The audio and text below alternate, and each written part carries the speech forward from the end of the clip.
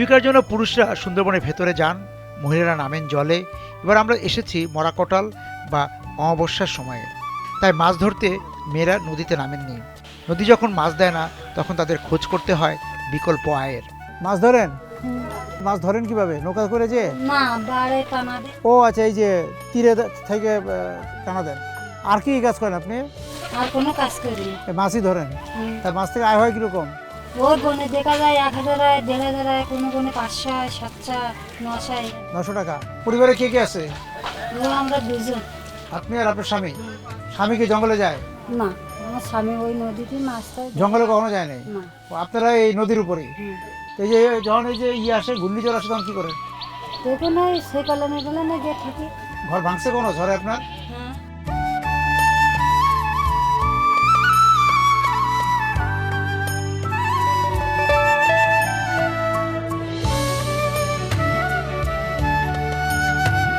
তা আপনারা কি করেন? আমরা বাগদা মারি, কাকড়া মারি। নৌকা করে? হ্যাঁ। সুন্দরবনের ভিতরে ঢুকেন? ভিতরে যেতে। কতগুলি পরিবার থাকে এখানে? তা ওরা আমাদের কাছে আমরা এক মসজিদে 700-800 লোক, এরকম আমরা একটা সমাজে মানে একটা সমাজে 700-800 লোক মসজিদে আমরা আওতায় থাকি। এই যে আপনারা যাচ্ছেন, এই টাকাগুলি কে দেয়? ভাই ব্রাদার আছে, তার ব্যবসা বাণিজ্য করে, ওর কাছে আমি যদি হাওলা দোলা মানে একটু মানে সুদে টাকা নেওয়া লাগে?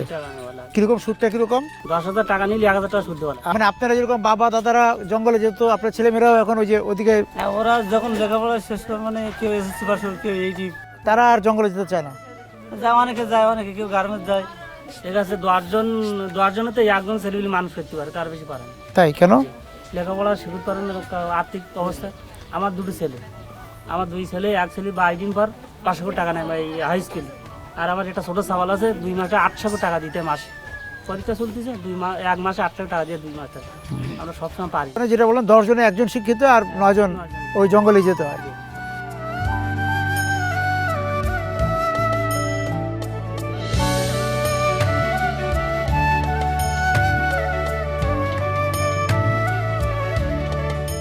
জঙ্গল ঘেঁষা গ্রামের মানুষ জীবিকার জন্য পরিবার রেখে ঘর ছাড়ে। এখানে না ফেরার গল্প অনেক। কয়েক কদম হাঁটলেই এমন অনেক পরিবারের সঙ্গে দেখা হবে, যাদের পরিবারের সদস্যদের বাঘের মুখে পড়তে হয়েছে। আমরা নাপিতখালীতে বাঘের থাবা থেকে ফিরে আসা একজনের দেখা পেয়ে যাই। আপনি কি করতেন আগে? আমরা ওই কাঠকুটু কাটতাম। হ্যাঁ, বড় লোক ওই কাঠ কাটতাম। ওই যে জঙ্গলে? হ্যাঁ, জঙ্গলে। আচ্ছা, কাঠ কাটতেন, হ্যাঁ, গোলপাতা নিয়ে আসতেন? হ্যাঁ, গল্প। আচ্ছা, তা যখন জঙ্গলে যেতেন তখন বাঘের সাথে দেখা হতো? 3 জন করে 6 জন আমরা 2 খালে গেছি, বুঝলা? এরকম বাড়ে হেতের বোন আর বাড়ি গড়ান বোন।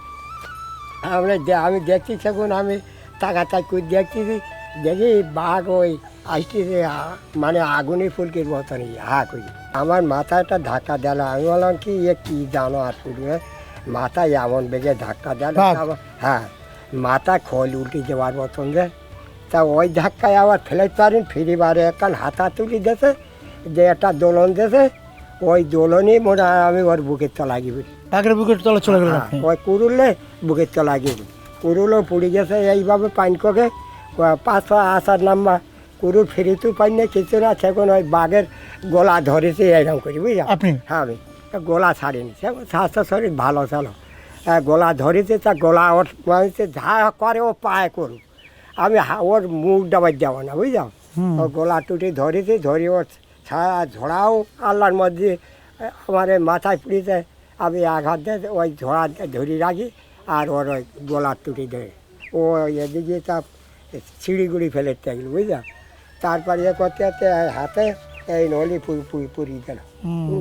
এই নলি পুরি দেয়। সেগুন আমি ওই কুরুল ওই পিটিন করে ফেলাই, কুরুল ফার্স্ট পিটিন করে ফেলে ওই বিসবেলা ওই প্যাটের কাছে ছবি ধরিলাম, বুঝলাম? প্যাট কাটি গেল কি বলতে না, ওই প্যাট কাটি দেওয়ার সাথে সাথে বাঘ আমার শাড়ি দিয়ে আগ করে উঠে গিয়ে বেরিয়ে।